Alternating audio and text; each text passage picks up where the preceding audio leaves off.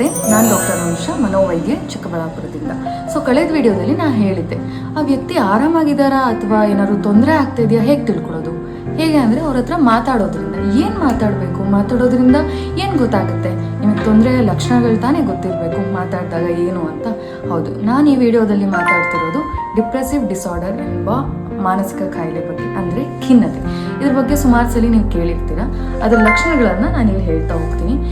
ಈ ಥರ ಬಂದಾಗ ವ್ಯಕ್ತಿಗಳು ಸದಾಕಾಲ ಬೇಜಾರಲ್ಲಿರ್ತಾರೆ. ಯಾವುದೇ ಕೆಲಸದ ಮೇಲೂ ಸಹ ಆಸಕ್ತಿ ತೋರಿಸೋದಿಲ್ಲ.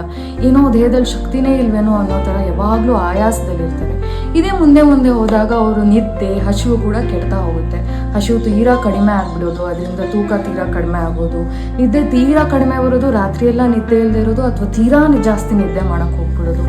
ಇದು ತುಂಬ ಸಿವಿಯರ್, ಅಂದರೆ ತೀವ್ರತೆ ಜಾಸ್ತಿ ಆಗ್ತಾ ಹೋದಾಗಲೂ ಕೂಡ ಜೀವನದ ಬಗ್ಗೆನೇ ಕಂಪ್ಲೀಟಾಗಿ ನಕಾರಾತ್ಮಕ ಭಾವನೆಗಳು ಬಂದ್ಬಿಡುತ್ತೆ.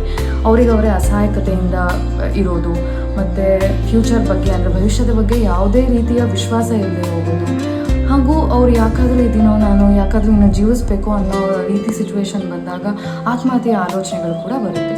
ಸೊ ಈ ರೀತಿ ನಿಮ್ಮವರು ಅಥವಾ ನಿಮಗೆ ತಿಳಿದಿರುವವರು ಯಾರಾದರೂ ನಿಮ್ಮ ಹತ್ರ ಬಂದು ಹೇಳ್ಕೊಂಡಾಗ ದಯವಿಟ್ಟು ಅವ್ರನ್ನ ಸೂಕ್ತ ಚಿಕಿತ್ಸೆಗಾಗಿ ಮನೋವೈದ್ಯರ ಹತ್ರ ಕರ್ಕೊಂಡು ಹೋಗಿ. ಯಾಕಂದರೆ ಅದು ಕೇವಲ ವೀಕ್ನೆಸ್ ಅಲ್ಲ, ಅದೊಂದು ಮಾನಸಿಕ ಕಾಯಿಲೆ.